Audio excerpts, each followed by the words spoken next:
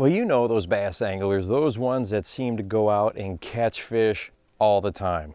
Well, when I was first learning to bass fish, man, I wanted to be that guy. Well, not saying that I am, but I think it's something that we all strive for, right? Well, if you want to be that angler that catches fish more often than you don't, these are three tactics, three approaches that I think you can try and then find which one fits your style the best.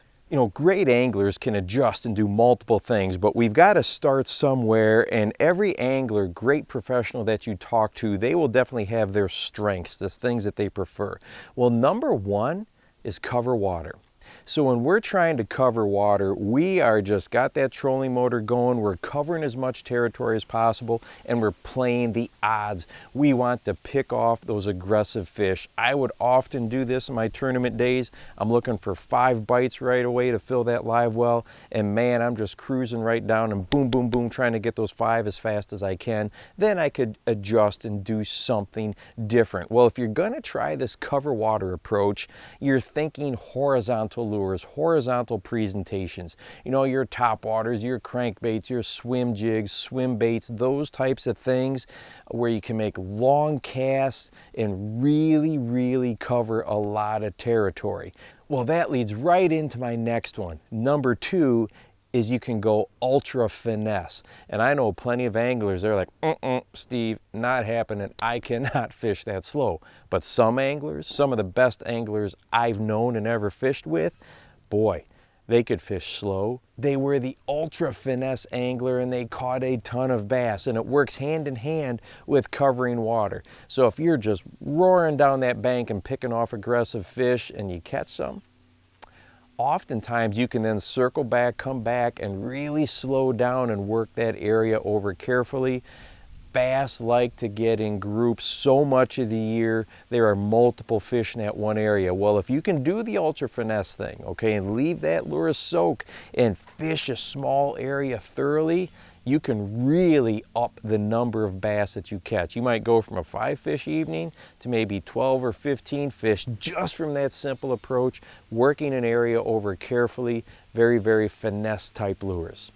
The toughest part with this approach, this tactic, is if you're not in a high percentage area, you might come up with a big 0. Well, that leads to method number 3, and that is find an area that has 3 types of cover or structure that all intersect. Edges are so critically important. So if you can find a weed bed that intersects with some riprap, maybe around a bridge, and then also has a drop off like a channel ledge, wow, those are 3 key components, and because they all intersect, the odds of both bait being there and then predators being there go way up. So this works especially well on new bodies of water. You can either check it out with an old paper map or, you know, Google Earth, or just idling down the lake. Look for any place that you have an intersection of 3, whatever that might be, and you can have some confidence that probably is a high percentage area.